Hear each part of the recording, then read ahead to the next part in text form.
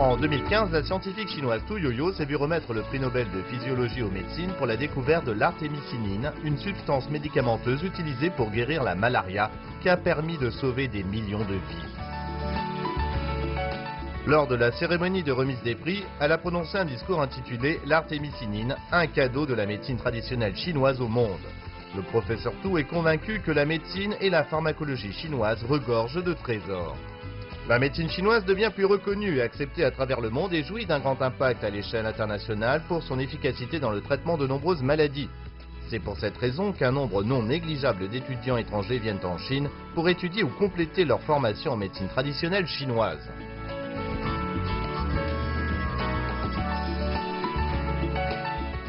Aujourd'hui, dans notre émission, nous ferons la connaissance d'une Mexicaine qui étudie l'acupuncture à l'université de médecine chinoise de Beijing. Salut les amis, ça va? Je m'appelle Samantha Cortez, j'ai 29 ans, je viens de Mexico et là nous sommes à l'université de médecine chinoise de Beijing.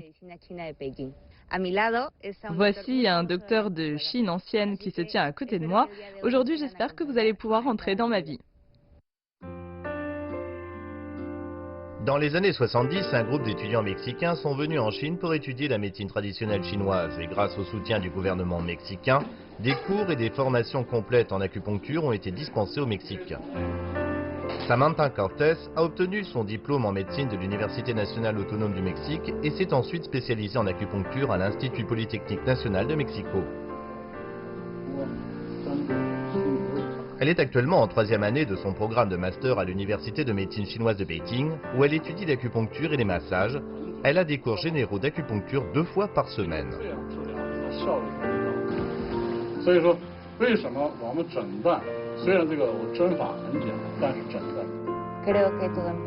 Je crois que j'ai commencé quand j'ai étudié la médecine allopathique au Mexique.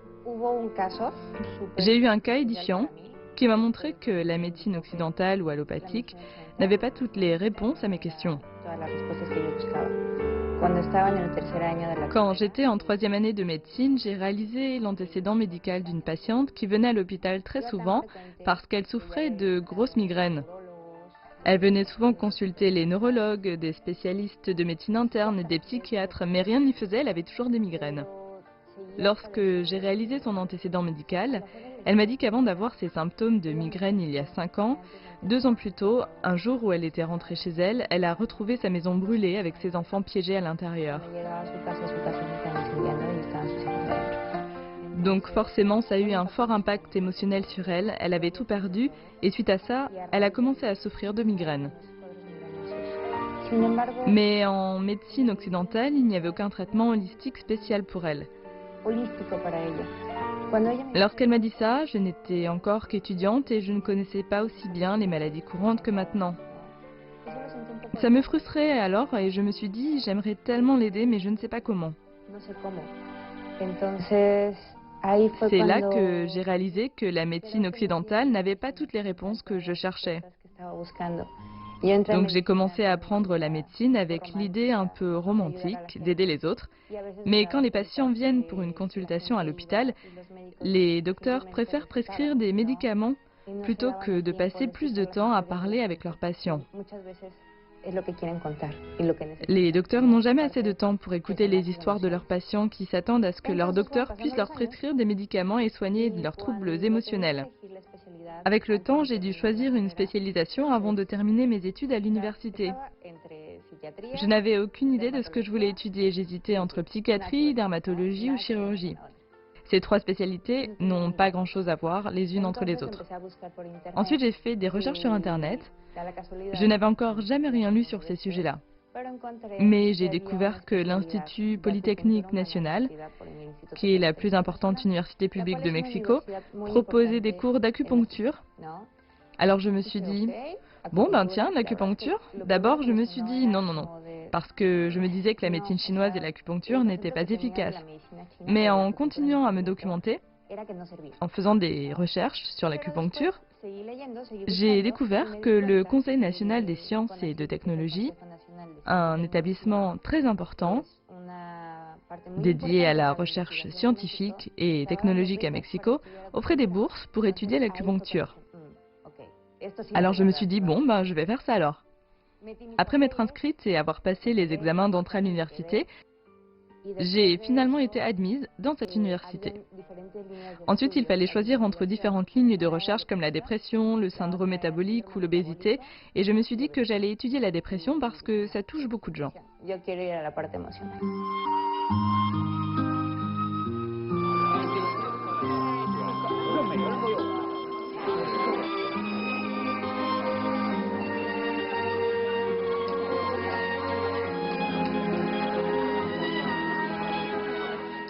Lorsqu'elle assista à son premier cours d'acupuncture à Mexico, le professeur parla du fondement de la médecine chinoise qui est vu comme un véritable traité philosophique sur la façon de vivre sa vie.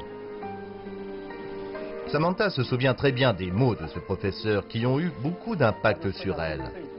Pour faire un bon diagnostic et donner un bon traitement en médecine chinoise, il est nécessaire de prendre en compte le physique, le mental et les émotions du patient. Ces trois aspects ne doivent jamais être séparés. À ce moment-là, elle a su qu'elle était sur la bonne voie et s'est passionnée pour l'acupuncture. Ce même jour, les professeurs ont discuté de la possibilité de faire un master en acupuncture et massage en Chine, chose que Samantha avait toujours voulu faire et qui à ce moment-là semblait vraiment possible. Pendant ses études, la jeune Mexicaine a dû travailler très dur. Elle étudiait du lundi au vendredi de 7h à 14h, puis travaillait à la clinique de 17h à 21h. Avant la fin de ses études, elle s'est inscrite pour obtenir une bourse en Chine et après une longue et interminable attente, Samantha a finalement été admise à l'université de médecine traditionnelle de Beijing pour commencer son nouveau cursus.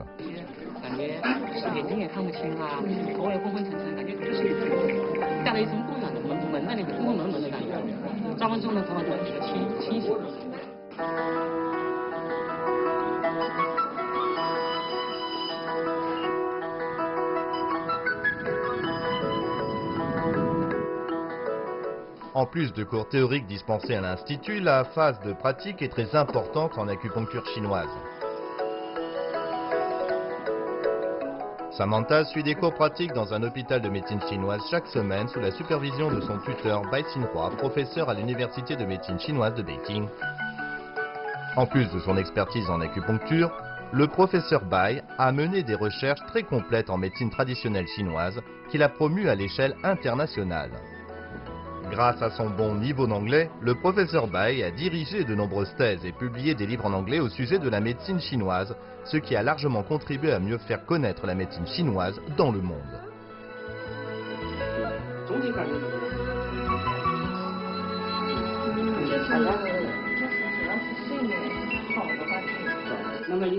Samantha est une fille très intelligente. Et des étudiants, j'en ai vu beaucoup. Donc ce que je vois en elle, c'est qu'elle comprend vite.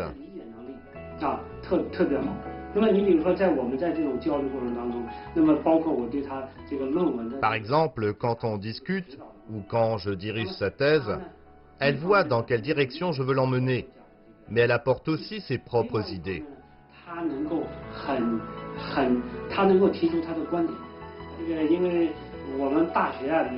Chaque année, dans notre université, nous avons des étudiants étrangers qui viennent étudier parce que maintenant, la médecine chinoise, et en particulier l'acupuncture, reçoivent un bon accueil dans les pays étrangers.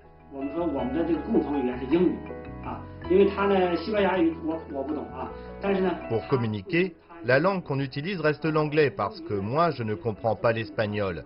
Et elle n'a pas de problème en anglais. Pour moi, après toutes ces années passées avec des étudiants étrangers, je n'ai plus trop de problèmes en anglais.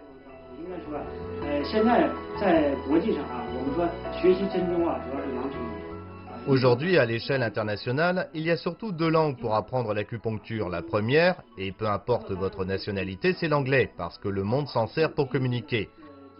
Mais si vous voulez vraiment progresser dans le domaine de la médecine chinoise, vous n'avez pas le choix, il faut apprendre le chinois. Même nos étudiants chinois doivent apprendre les caractères anciens pour comprendre le classique interne de l'empereur jaune, un traité de médecine écrit il y a 2000 ans.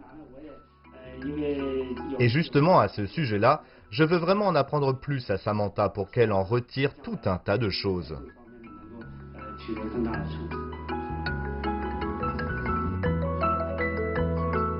Samantha s'implique tout particulièrement dans son dialogue avec ses patients. Pour elle, un bon traitement médical ne se limite pas seulement à un examen physique, mais aussi à un examen mental.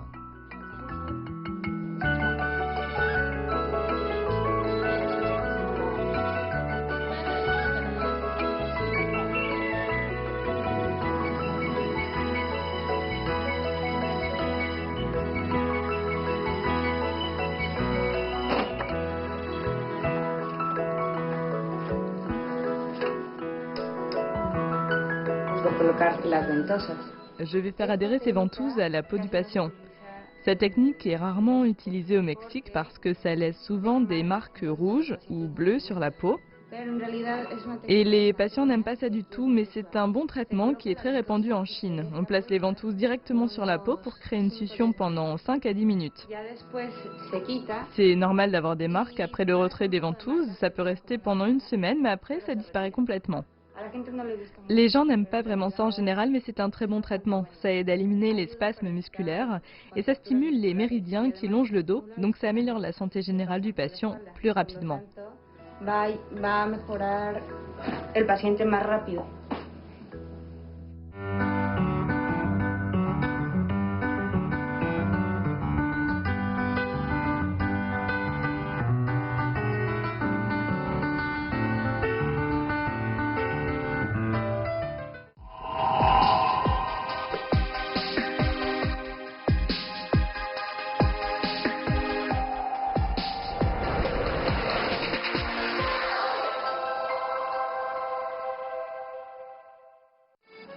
Après son arrivée en Chine le 29 août 2013, Samantha a commencé à suivre des cours d'acupuncture avec des étudiants chinois. Les 3 premiers mois après son arrivée en Chine ont été difficiles car elle n'avait pas de famille ou d'amis proches avec elle. Heureusement, elle a rencontré beaucoup de gens qui lui ont offert leur amitié et leur aide. Et ces liens ont permis de créer des relations fortes qu'elle considère aujourd'hui comme des gens de sa famille.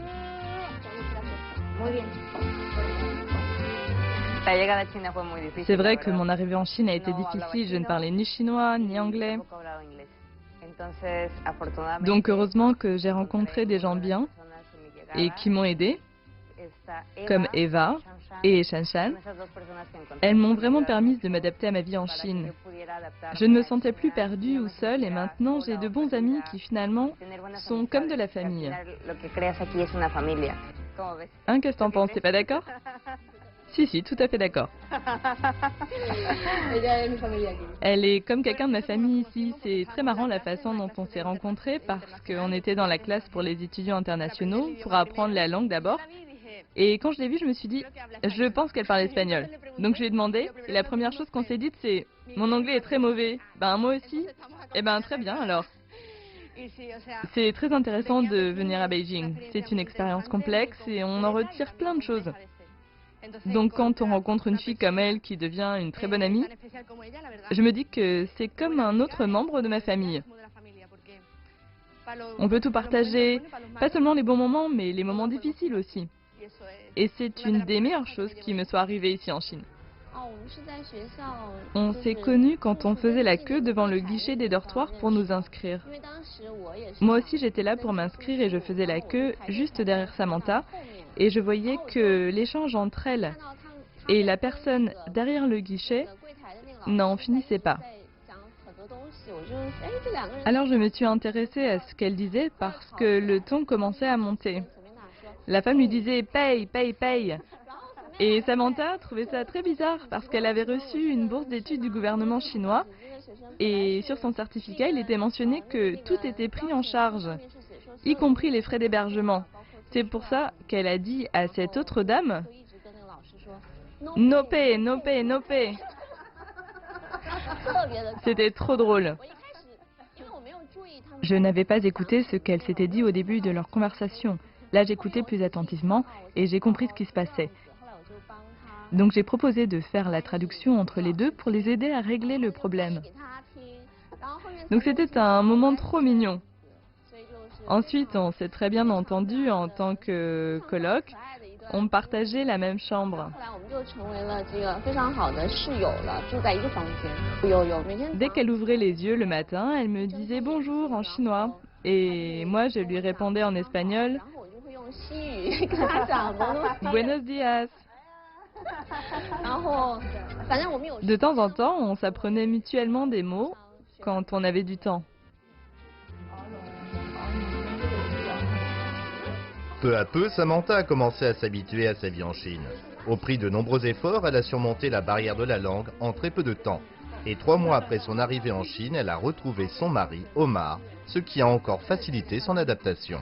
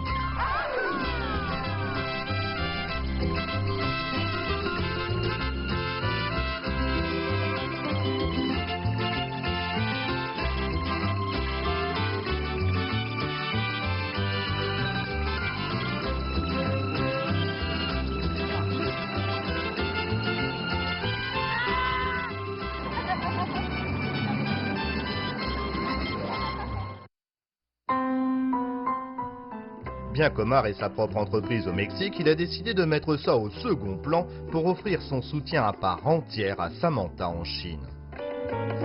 Pour beaucoup de gens néanmoins, c'est une décision difficile à prendre.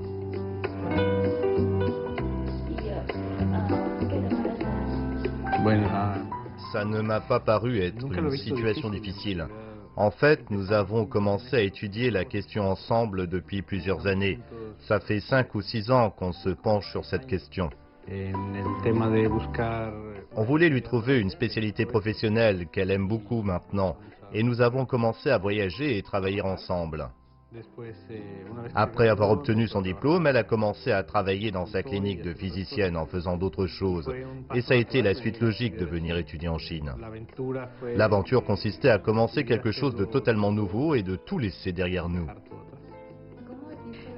Quelle évolution tu as vue étant donné que tu as été mon premier patient il y a 5 ou 6 ans, jusqu'à maintenant? La vérité, c'est que ça a été vraiment très drôle. D'avoir été utilisé par toi comme cobaye, c'était très bien. Je t'ai toujours fait confiance. Ça rend les choses plus faciles. Je peux même planter les aiguilles moi-même. Et les choses ont beaucoup changé là-dessus. La chose la plus intéressante, c'est que tu deviennes plus forte en faisant des choses que tu aimes. Des choses qui te rendent heureuse. Et qui finalement sont en parfait accord avec toi et bien pour les autres.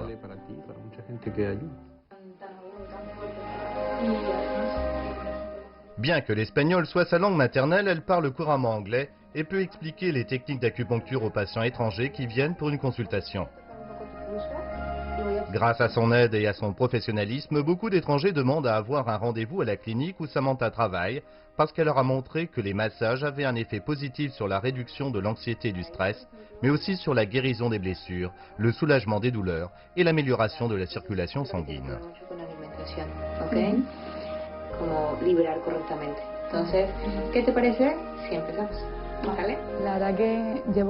En fait, j'ai déjà reçu un traitement médical de la part de Samantha pendant 1 an.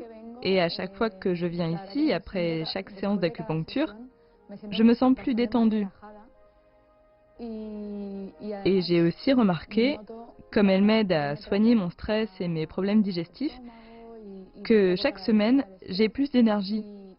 Je me sens plus calme, donc je pense que le traitement fonctionne. Et c'est pour ça que je veux continuer.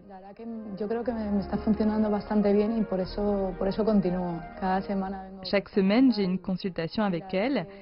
Et vraiment, j'adore parce que Samantha est mexicaine et qu'elle peut m'expliquer un peu comment marche l'acupuncture.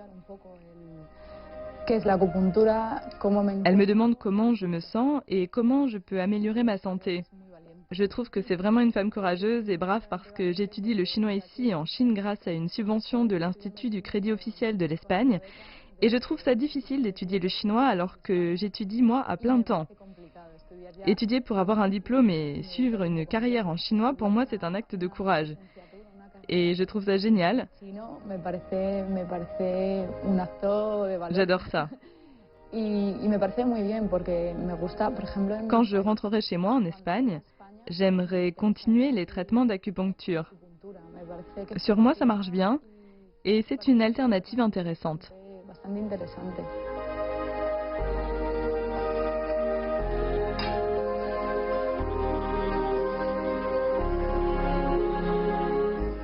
Pour la plupart des étrangers, l'acupuncture et la médecine chinoise sont vues comme des pratiques mystérieuses et étranges.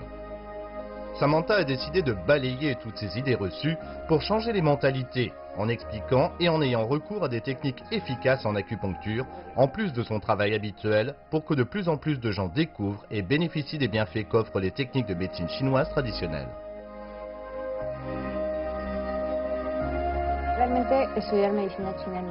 C'est compliqué de vouloir étudier la médecine traditionnelle chinoise au Mexique parce que beaucoup de gens pensent que ça ne marche pas ou que ce n'est pas une pratique sûre. Par exemple, quand j'ai dit à mes parents que je voulais étudier la médecine traditionnelle chinoise, ils avaient l'air de dire « étudier quoi ?» Comme l'acupuncture implique de planter des aiguilles dans la peau des patients, ils n'étaient pas très enthousiastes au sujet de ma décision. Et mes amis ont réagi de la même façon.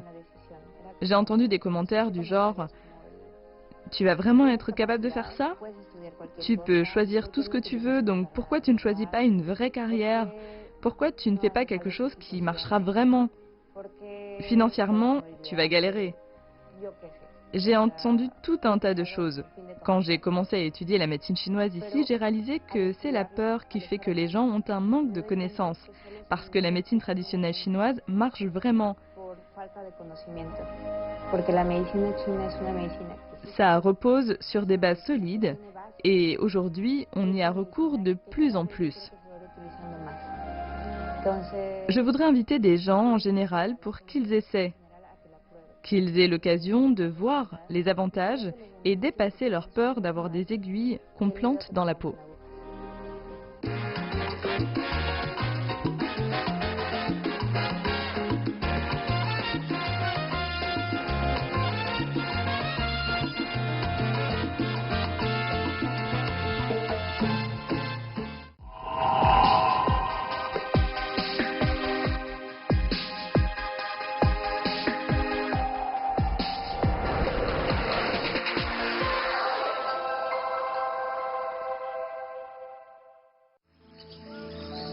La médecine traditionnelle chinoise est fortement liée à la culture et à l'histoire chinoise, avec notamment les concepts de yin et de yang.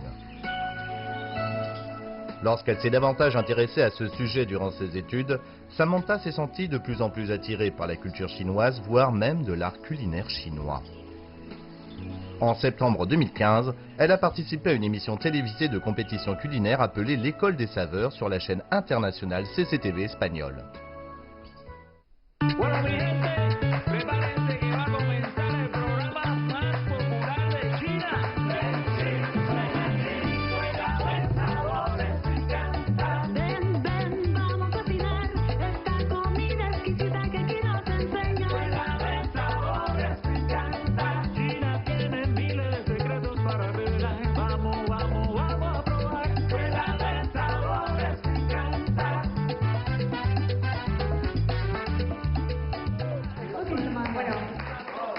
Ahora lo que quiero explicar un poco del plato es cada una de las partes del plato fue de una de las provincias que visitamos y además los colores de esto aquí es porque es la bandera de México. Picante.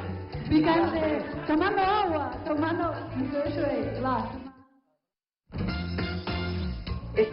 C'est l'École des saveurs, une émission de télé à laquelle j'ai participé. Bon, là, je prépare une sauce mexicaine très traditionnelle. Heureusement, j'ai pu trouver tous les ingrédients ici en Chine, comme le piment, les xitomates, qu'on appelle aussi les tomates, du sel, des oignons, de l'ail. Allez, on commence. Aujourd'hui, j'ai des amis qui viennent à la maison et on va manger ensemble. J'adore partager la cuisine mexicaine avec les autres. Parce qu'ensemble, on passe un beau moment et je trouve ça super important. Franchement, depuis que j'ai participé à l'émission L'école des saveurs, ça m'a donné envie de continuer à cuisiner. Donc là, j'ajoute les tomates pour faire une sauce. Bon, ça va piquer un peu, mais je vais mettre les piments.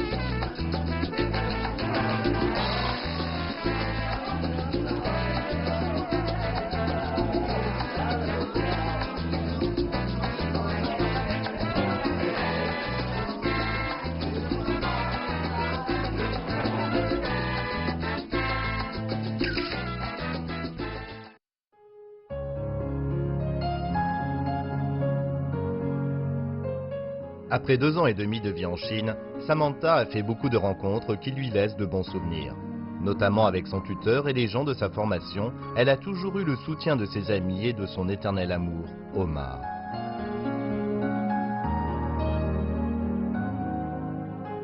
Quand elle parle de son avenir, Samantha montre un grand intérêt dans l'apprentissage et l'approfondissement de ses connaissances en médecine traditionnelle et culture chinoise. Son projet est de rentrer au Mexique pour offrir ses services en acupuncture et mettre en application ses connaissances en matière de médecine chinoise, avec pour but ultime, permettre à un nombre grandissant de personnes l'accès aux pratiques anciennes et dispenser ces traitements dans son pays et dans le reste du monde.